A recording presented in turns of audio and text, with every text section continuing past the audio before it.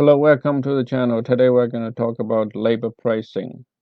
It depends on three factors: how much work is to be done, how long it takes to do the work, and how much people are being paid. It is also very important for us to understand how much people are being paid is more than just the basic wages. As the employer, we have to pay the employees the benefits and also the government for the payroll taxes. Let's look at a simple example to figure out the labor burden. Go to the 30% labor burden rate, right click. We're going to give this a name. Instead of burden rate, we'll just call this as burden. Now we can calculate a burden by using the name. Take the wage, multiply it by burden.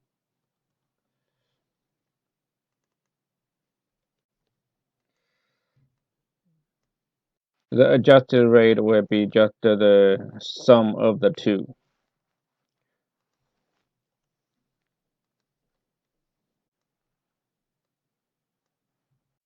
Finally, as a crew, we want to know the average labor rate.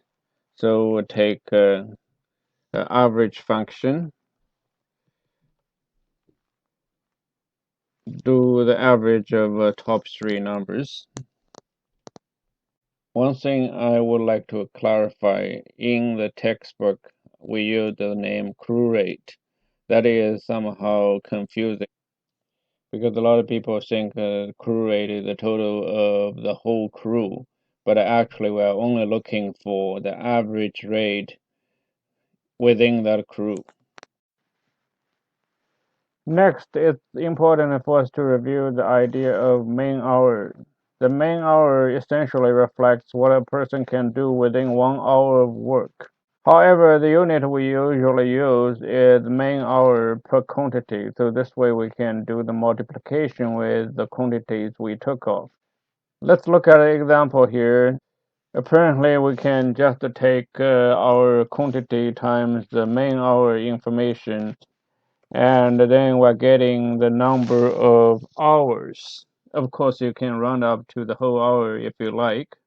Otherwise, we'll just copy the formula down.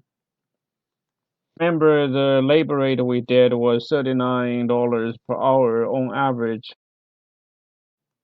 By taking the man hour and labor rate information, we should be able to generate a subtotal for every line.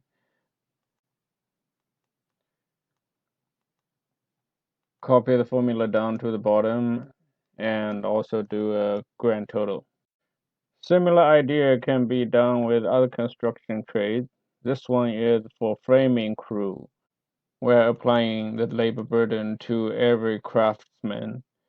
At the bottom, we're getting a labor average rate. Then for pricing, the similar idea, quantity times man hour information, you get total hours.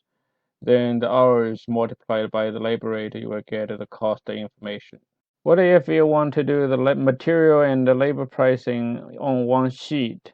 Here we have 800 doors and each door is $350. And the first thing you do is to take the quantity multiplied by the unit price.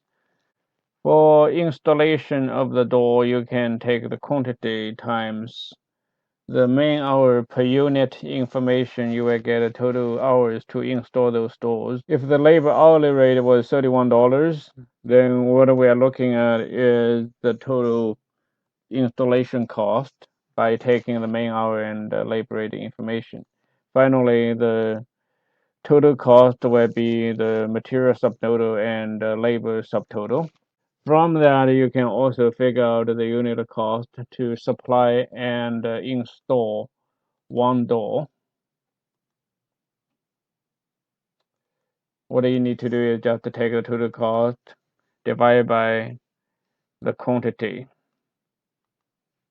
Of course, this number does not include any overhead or profit. Hopefully you enjoyed this exercise on labor pricing. We'll see you next time.